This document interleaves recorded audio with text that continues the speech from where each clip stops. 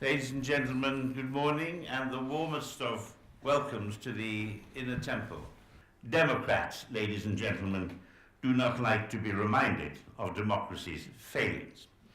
It remains a hard truth that the will of the people is no guarantee of good law or policy.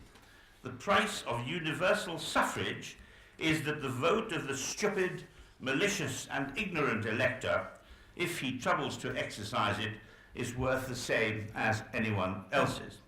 Churchill is reputed to have said that the biggest argument against democracy is a 5-minute discussion with the average voter.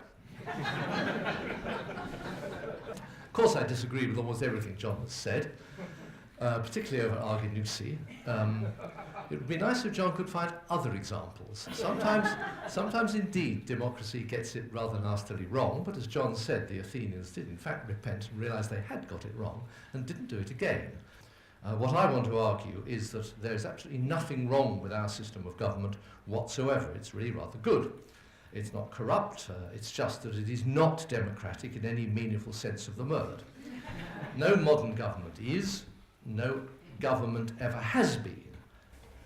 I'm fed up with this fallacy or rather heresy that the rule of law is a Western concept, not an Eastern concept or something. There is nothing European or Asian about it. It's the heritage of all mankind. In this world, which is torn by religious and sectarian strife, the rule of law should become the secular religion of all nations. Democracy is not just majority rule, but we do have to respect difference, not just because it's right or it's sentimental and romantic, because it's part of the essence of what stops today's democracy eating itself and becoming tomorrow's tyranny. I'm horrified by those policies of Monsieur Sarkozy and others all over Europe, absolutely horrified. And here's the thing, it's all very well to say this is a feminist policy. My feminist heart does not leap with joy when I see a woman covered from head to toe, but nor does my feminist heart leap with joy when I see page 3 of The Sun.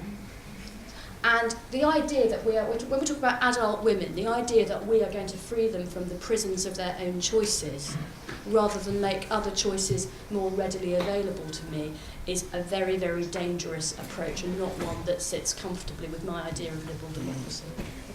I think it's just very, very important to make a distinction between arranged and forced marriage. Yes. It's incredibly important. Forced marriage, yeah. And the latter is completely unacceptable and a complete and utter violation of human dignity and all human rights. It would be overstepping the mark as an immigration adjudicator to say, you know, I look at them, they say they love each other, they say they want to live as husband and wife, but one's from X place and one is from the other. I think that's very, very difficult and wrong, actually. I don't know about the immigration rules, but arranged marriages work pretty well in India. Not every time, but they do. Is it possible to transplant democracy?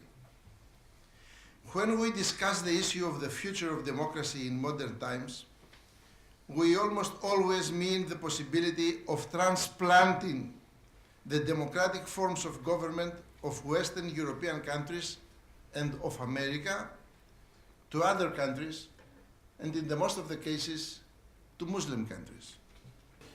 Teaching students, I try and do what I imagine all tutors do, to try and teach them to think for themselves, but I think with David Cameron I succeeded only too well, because he's adopted a number of views which I don't myself hold.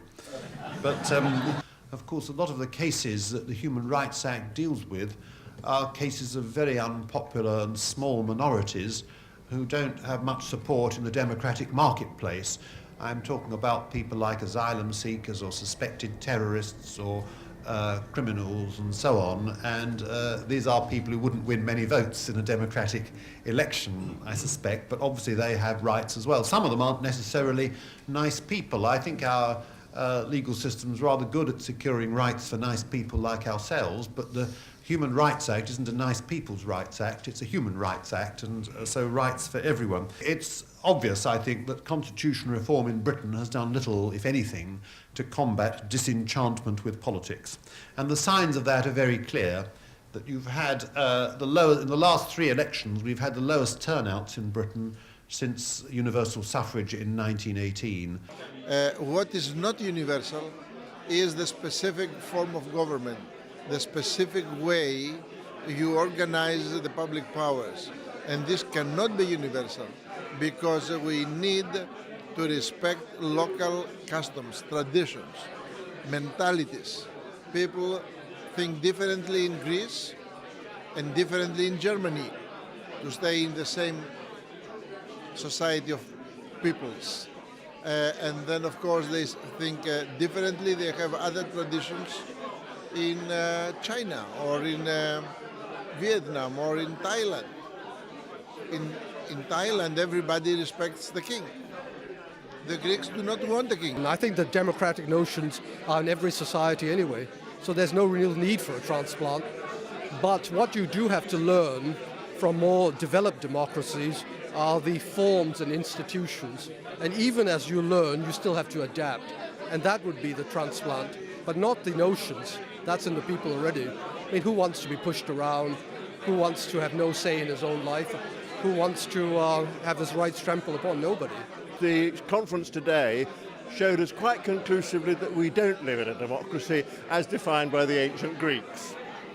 We live in an oligarchy, and by the end of the conference it was quite clear that the judges want even more power to regulate the deficiencies of the democracy that we have.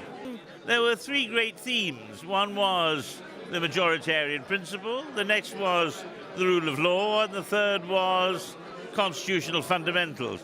And these were all mingled in a series of speeches and debates which produced a very, very rich mixture indeed.